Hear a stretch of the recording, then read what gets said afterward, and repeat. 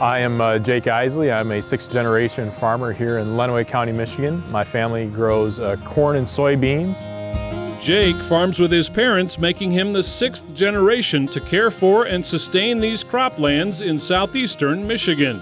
We've been focused on sustainability for a long, long time, and a lot of that probably comes from having a heritage of farming in this area. We recognize the value of the land that we work and realize that if we don't take care of it, then it's not going to be there to be used for Jacob and the generations that hopefully will follow him. One of the things we've done the past few years that have really made an improvement on is our adoption of conservation practices.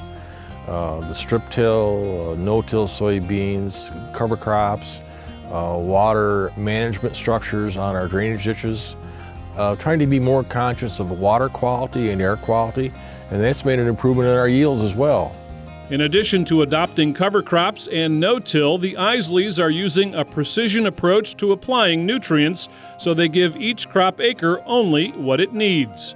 A step forward in that effort is a new direct injection system made possible by a grant from the Walton Family Foundation and the American Soybean Association. We're utilizing the Walton Family Foundation grant to really help us implement this injection system on our applicator and on our planter.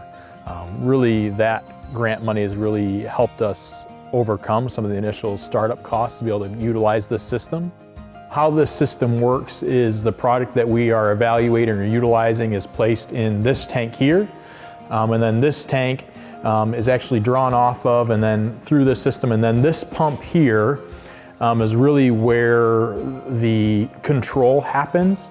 So this pump underneath here, you can see it actually pumps a known quantity, and how that works is that known quantity then comes out of this spot here and actually will then be injected into the flow of fertilizer that is already on our planter. The new injection system, once installed, will allow the Isleys to fine-tune their use of fertilizers and test other possible crop inputs to build crop and soil health and to reduce the farm's environmental impact. We are pretty firm believers in the fact that we want data so that when we make the decision to adopt a new practice, we have that information that says, okay, we've tried this in side-by-side trials and this new piece of equipment will allow us to do that much more readily than what we could do before. Now we're able to farm on a sub-acre basis, and we only apply what's necessary in certain parts of the field.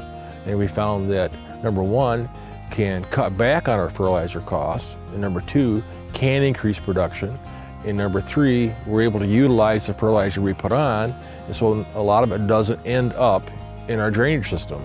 I want to do what's best for the ground, because the more I do that's proper for the ground, I think I'm going to get return from that as I'm building things like soil health, soil structure. And also too, I think as farmers we have an obligation to help do what's best, because we want to grow a sustainable, healthy food source really for everyone in the world.